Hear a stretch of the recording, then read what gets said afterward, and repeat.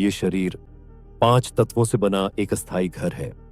एक दिन आता है जब शरीर मिट्टी में मिल जाता है, परंतु इसके भीतर जो अमर तत्व है वो कभी नहीं मरता। जब किसी इंसान का दाह संस्कार किया जाता है तो राख और अस्थियों के बीच से कभी कभी एक अद्भुत चिन्ह निकलता है। इसे कहते हैं आत्मराम। आत्मराम कभी शिवलिंग के आकार का होता है, कभी शंख जैसा तो कभी दीपक जैसा दिखाई देता है। ये कोई साधारण चीज नहीं, बल्कि आत्मा की पवित्रता और उसके कर्मों का प्रतीक माना जाता है। धार्मिक मान्यता है कि आत्मराम इस बात का संकेत देता है कि आत्मा अगले जन्म की यात्रा पर जाएगी या उसे मोक्ष की प्राप्ति होगी। पंडित और विद्वान इसे देखकर यह तक बता देते हैं कि आत्मा किस दिशा में अग्रसर है।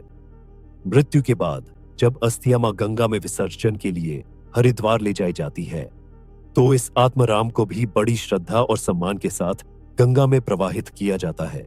कहा जाता है कि ऐसा करने से आत्मा को शांति मिलती है और मोक्ष का मार्ग प्रशस्त होता है।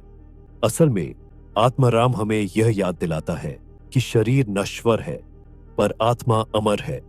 हम सब सिर्फ यात्री हैं जो एक शरीर से दूसरे शरीर की यात्रा करते रहते हैं।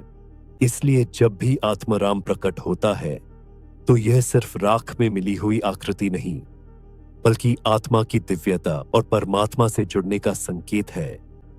यही है सत्य। शरीर जल जाता है पर आत्मा कभी नहीं मरती, वो हमेशा जीवित रहती है और इसी को कहते हैं आत्माराम।